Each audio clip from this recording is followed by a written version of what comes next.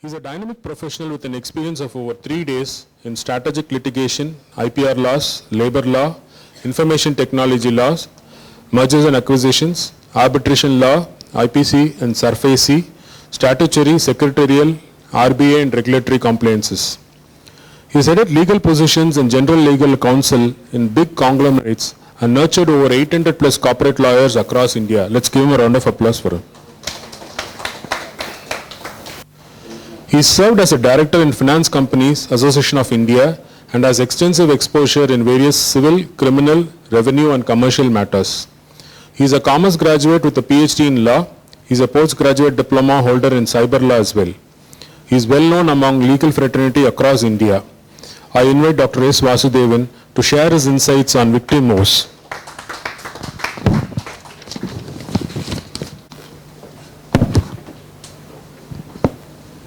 Good afternoon to all of you. See, my sincere greetings and wishes to the Honorable former Justice Dr. Vimala Madam and respected Dr. A. Tyagarajan Sir, Senior Counsel, and the distinguished speakers and guests, as well as the participants in person as well as through online. My topic may look may sound odd, but after this session, then you people will understand why I named as a victim Woes. Say for example, imagine a situation. Say you need to get some amount from somebody, your kith and kin or from your friends. Okay, they are transacting that and they are sending that amount to your account, and you don't get that credit. Just imagine the trauma. You need to approach the bank, go and represent your matter, then only your amount will get credited. This process will take minimum at least 1 day, 2 days, or you may have to do the repeated follow up with the banks and people. In this case, the freezing of bank accounts in cyber crimes, that will happen without your knowledge. You will not have a clue at all. See, as per the law, that is actually 91 CRPC and 102 CRPC, police has the power to freeze the account. But whether they will issue a show cause notice or some intimation to the person whose account to be freezed, no. Some people will give, some people will not give at all. Only thing is, as soon as your account is freezed, banker only will be in a position to give you the exact picture as to why they frozen the account and upon whose instruction they frozen the account. In some cases, practically I handled 2 bank managers. They are not even aware. They simply said, sir, we got an instruction from the police officers and they closed the bank account. Actually, they frozen the bank account. They didn't give any details at all. Then after taking that letter from them, then we took up the matter with the concerned headquarters of the police authorities and resolved the issue. See, here I'll go actually step by step. Our the president already gave a exact figure about the users of UPI. About 263 million people are using, which is about 47% the people of India is using the UPI transaction. UPI transaction, everybody, of course, almost all people may be having the UPI transaction, and you will not know whom is crediting, and you may be knowing to whom you are actually transferring the money. In this case, say for example, if you are having an account, somebody transfers an amount, maybe a known person or may not be a known person. If it is from an unknown person, if that amount is indulged or involving in a fraudulent matter or something, then your account will be prone to be frozen. Okay, here freezing of the bank accounts is increasing day by day, and the crime also increases day by day.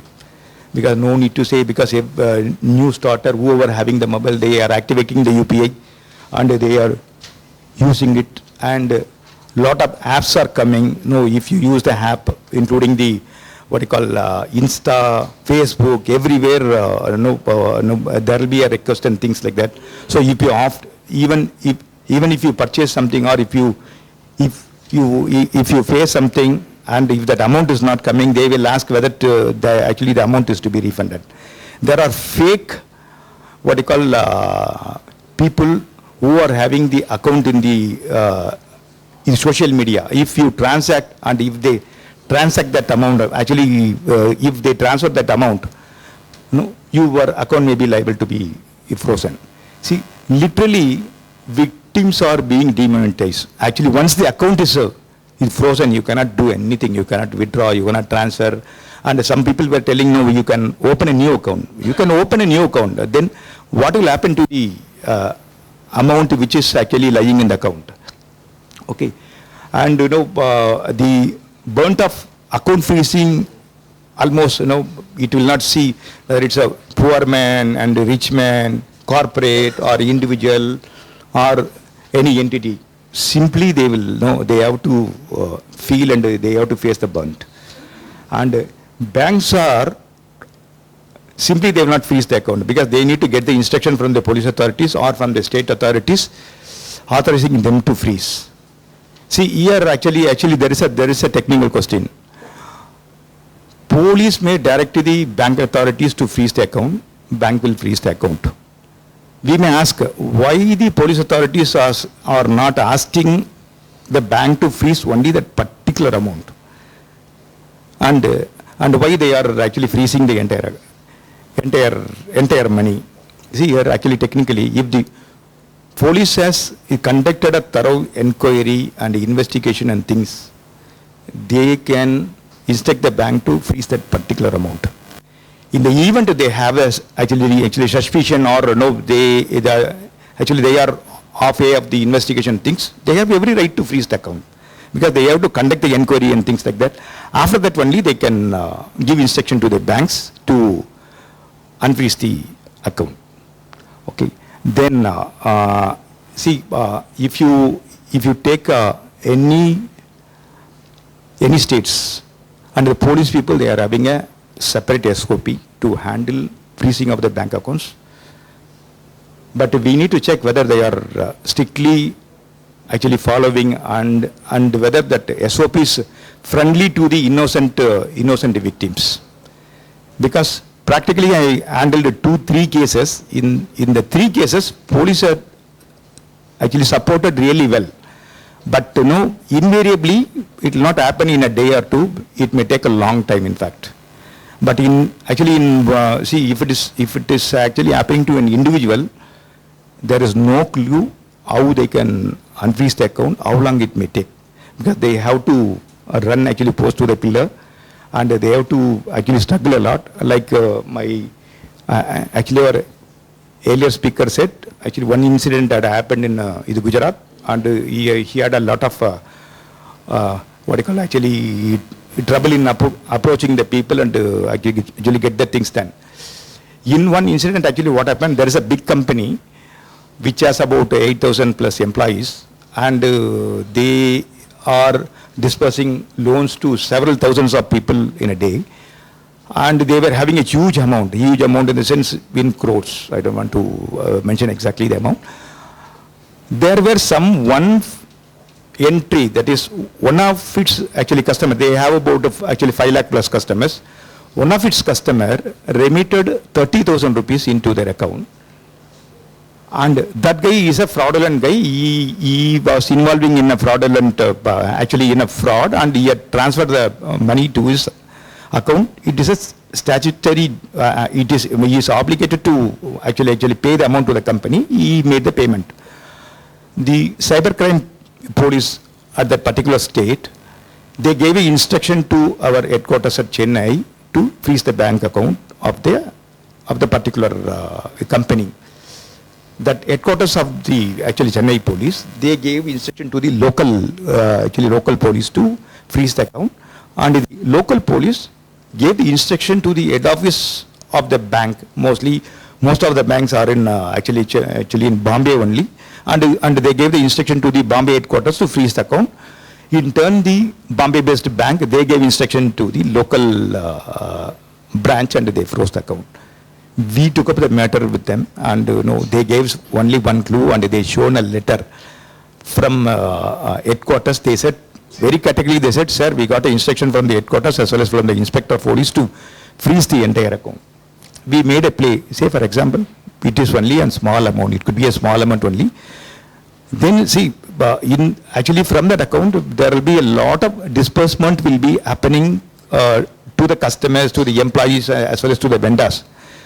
So we represented the matter to the police, and we stated that this is really not actually an act of actually justifiable. It is really unfair to freeze the entire money. Then we had to actually represent the matter to a particular other state police department, and we got a letter addressed to the headquarters of Chennai to defreeze the account and to freeze only the particular amount. This process has took about 3 weeks exactly, since that actually company, being a very big company, had a legal manager across India, and in that particular actually state as well. They took up the matter through their lawyers, and they got it actually resolved within 18 days exactly, 18 days. But from the, as soon as the account is freezed, we got the information from the bank, and immediately we took up the matter, and I think this would be the shortest, important case where the cybercrime police have acted well, and they unfreezed the account within the shortened span of 3 weeks. But here I would say the cybercrime police have supported well. I also took the help of actually our Balu sir. Balu sir also spoke to the concerned DSP of that particular district. He also actually spoke to the inspector and things. So we kept everything ready, and only because of the letter from the concerned headquarters we could able to defreeze the account. Here the Woes, Woes will continue unless and until we are very alert and actually vigilant to avoid such a incident happening in our this thing. Every police has the SOP. Banks also having the SOP, and a few bank managers, they are not even aware about the actually the cyber crime number 1930. In one of the incident, one aged person around 74 years old, he lost about 24 lakhs because simply touched one click here, finished. It was in the name of the very big big bank. He simply touched that this thing, and they stole about 24 lakhs exactly, and he approached me. I also talked to actually Balu sir. Immediately we made the complaint in 1930. Pathetic situation is that bank manager doesn't aware about that, and he also doesn't aware how to make a complaint and things like that. I dictated over phone, but I was not in station. Dictated over phone, and we also made the online complaint. Online complaint, promptly we got an acknowledgement from the police authorities, cybercrime authorities, stating that your complaint has been registered on so and so with the time, game, everything. Then immediately we made a written complaint to the local police. You won't believe, within 24 hours these people have credited the amount into his account, but they put it as shadow credit.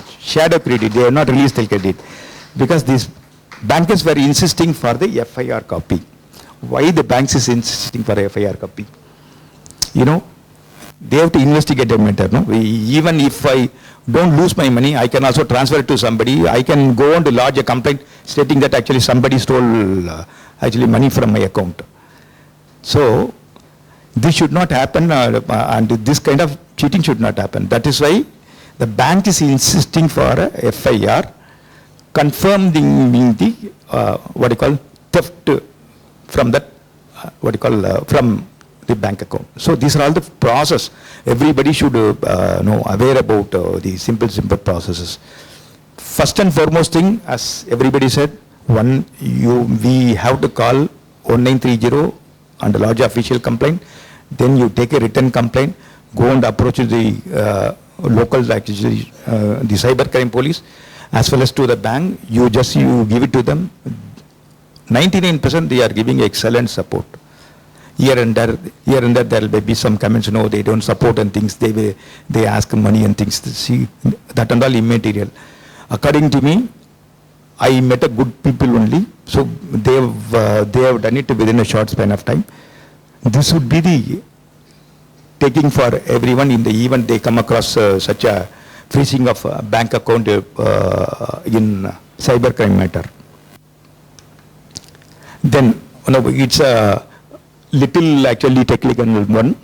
Actually, whether the police has the power under section 102 and actually 106 of Bharatiya Nagarika Suraksha Isanigita. Of course, they have. They can freeze. See, there is a process. You need not to worry about the sections of CRPC and things like that. And Honorable actually Justice Madam also actually spoke about the fundamental rights. Yes, of course, you have, because you should not be neglected your fundamental rights. It is also affecting your fundamental rights. Because of one event or one fraud done by other people, you should not let be affected. But this is process, you should understand. This is a process. There is a thing as a law people may be knowing directive actually principles of state policy and things like that. So there is a policy, something had happened, some fraud had happened, that has to be mitigated through a proper investigation, and there should be a proper methodological approach to get the things done. So we may say, no, my right is actually deprived and things like that. It may be, but it may be only for a short span of time. Okay, and you have to prove your innocence, and if you prove your innocence, you will not have any problem at all. But it's a matter of time only. Time is indefinite here. That has to be defined. The banks and the police authorities, they have to define what would be the time frame, what is the time actually taken for each and everything. Immediately upon actually receiving the complaint, what is to be done, how long they should do. So like that. So they have a SOP, but there is no proper timeline. That timeline has to be taken care.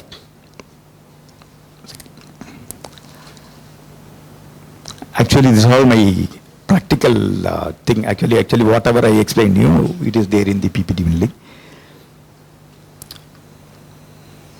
Learnings, of course. See, actually, the Justice Madam said there should be, we should take the IP number while we are activating some actually social media apps and things like that. It's a welcome one. Whenever the app should insist for activating the app through Aadhaar card and things like that. And Balasar also said that should be IP directory or IP number of the IP details of the people should be aware to actually made aware while we sending the mail to other things like that. These are all the I can't say it's a small thing. It's a big thing only. The implementation will take a time, but to enforce the taking the IP number or embedding the IP number and things like that. But for taking the Aadhaar while registering into app is not a big thing. If the IT people, that is the information technology, actually the ministry, they thinks they can impose this right now or today or tomorrow as well. Anyway, that's a good important point we have taken from Honorable actually Justice Madam. See, in several cases, even though you know the clue about where that amount has gone, amount has been to your account and the account is frozen. Some people may be actually some banks may be asking for the court order. So if you go and approach the court, of course, obviously it will take its own time only. Now actually as per the Kerala High Court, you can quote a judgment and you can take it forward and he is giving the judgment and 2-3 banks have encouraged, and they are also releasing, but the only thing is they will insist the release letter from the concerned the police authorities. So without which they will not know. So these things we should know basically. Yeah. And here I make one small humble actually request to the police authorities and the banks. There are of course actually several flaws in the regulatory system, and mostly we are using UPI, and it is easily discoverable by anybody. Say for example, even though if I don't know anybody's number, if I put the 10-digit number, his name and identity will come in the UPI or what you call Google Pay or GPay or Paytm or whatever. If I type the number 10-digit number, his name and identity will come. If I transfer some amount, that amount will go to him. So why I'm telling they should have almost all the bank accounts are linked with Aadhaar.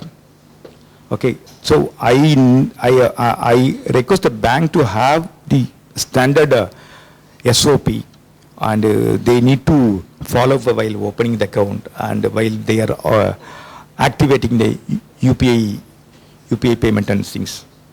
Okay, police, of course, they are doing a good work in the cybercrime matter, and if they explain the SOP details to the victims, so how long it will take, what is the next procedure to do, because they will not have time to explain everything in person, in fact. So if you actually call them over phone, they will be having a number of work and things like that. They will spare only short time. But whereas if you approach the what you call the toll-free number and things, I request the police authorities to put one person to listen carefully and to inform the people in a manner actually in which they can understand the matter easily and they can take it forward.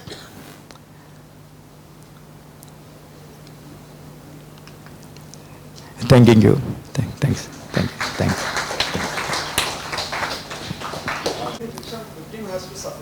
Yes, there is no doubt.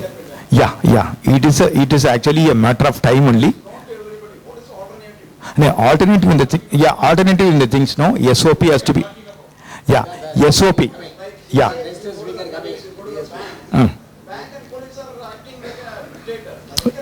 No. You went all the way to get that release. Correct. An ordinary man can do that. Yeah, it is actually little impossible, because the Regulatory bodies are doing. regulatory bodies, I tell you, see, as So ombudsman, what is he doing? yeah, see, banking. Yes, sir. Ombudsman. No, say for example, if you are making an what you call actually a complaint to the ombudsman is helpless in this regard, because there is a direction from the police to freeze the account. So unless that is exactly, they will not, because it's a matter of crime. It's a matter of crime. Thank you very much, sir. Thank you. Yeah.